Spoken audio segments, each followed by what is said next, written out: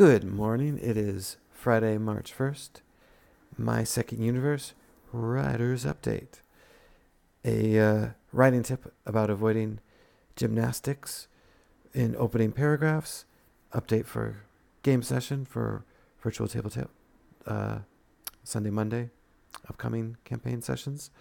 And a little story time. Fun little story time. So I was on Scribophile doing some critiques to earn some karma for a critique exchange. And I was struck. It was well-written opening paragraphs by this one aspiring author. Well-written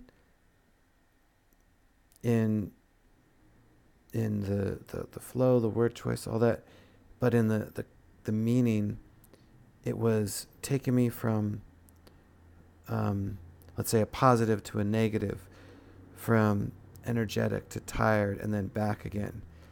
It was making me work too much. I think for opening paragraphs for scenes, it's better to ease readers in.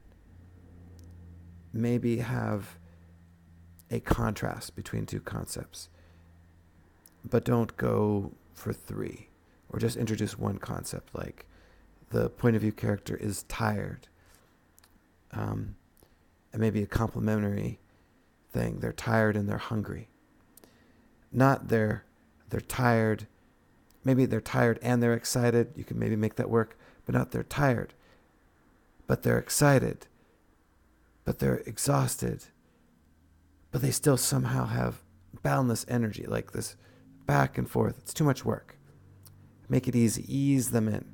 Later on, once they're immersed, maybe you can do some push the gymnastics for readers.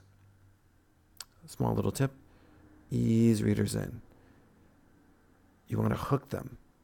It's not homework. Reading stories, it shouldn't feel like work. It should be a natural, easy experience. All right, game session. Colgrevance, the star, the Don Quixote of the game. He's going off. He's leading a loyal band of orcs, B-team orcs, and a charming noble who may or may not be loyal to Badgertown to free it from the new Titan rule that have come and robbed Badgertown away from the party as an allied resource. It's been taken away. So Colgrevance, the knight, the brave knight, is going to go and take it back. And we'll see how that goes. That should be fun. The A team hasn't quite decided what to do. That'll be the Monday session. They've got a bunch of different options. So we'll see.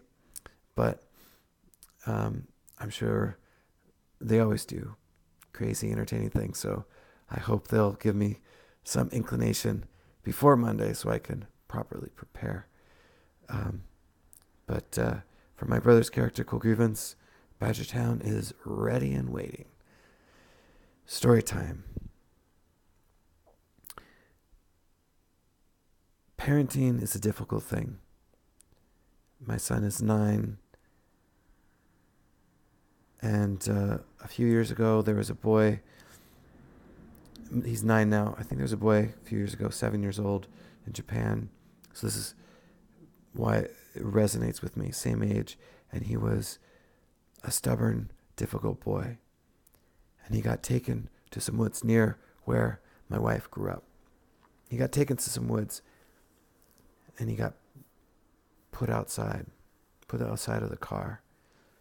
And then the father, he drove away. And in his mind, he was thinking, yeah, he'll understand. He'll understand that he needs to behave. He drove away for a few minutes, turned around. This was his plan. Be gone for a few minutes, come back, and then the boy will appreciate. And he was frustrated. The father, he was frustrated. Did not want to spank, did not want to take away, did not want to do this or that, and thought Maybe his dad had done it for him. Maybe he'd heard other people do it. Just put him out, drive away. Encourage that appreciation. But when he came back just a few minutes later, the boy was gone. Now, on this island, Hokkaido, it's a smaller northern island, there are bears, and these aren't the mainland bears. When a bear lives on an island, they have a much more predatorial instinct. They will hunt you down, they will kill you, and they will eat you. And this is a fear, a common fear in Japan, especially in Hokkaido. Bears roam. Beware the forest. So there's a 7-year-old boy wandering alone, and the father's frantic. He searches, finds no trace. He calls, and he gathers everyone. He doesn't care what trouble he may get into. He gets all the help he can. He gets the government, he gets friends, he gets family. It becomes a national news story, an international news story. Days passed. Days go by. It's winter. It's cold. Is it winter? It's cold.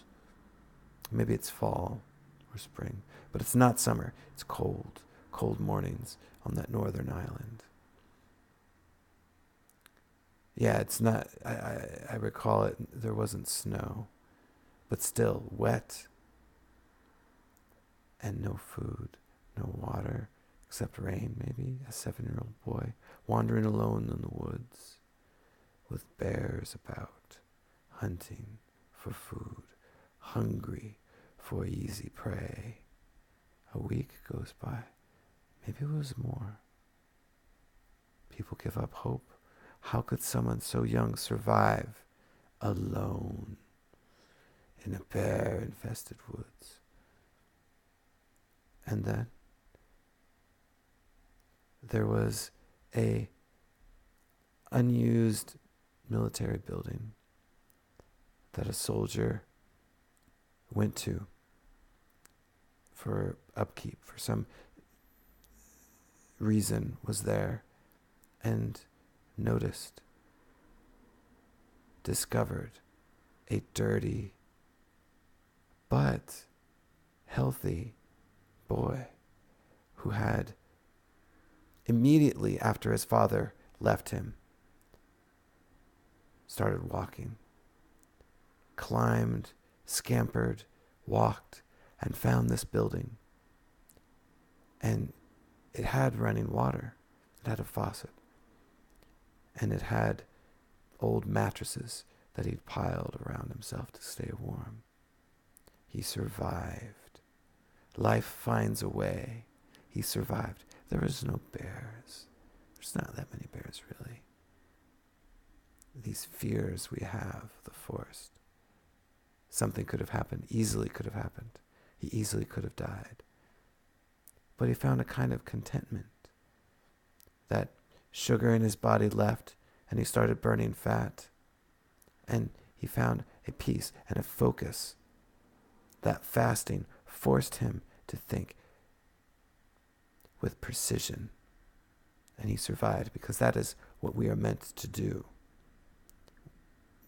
Us as perfect machines, organic things that survive. And we will always survive. See you next week.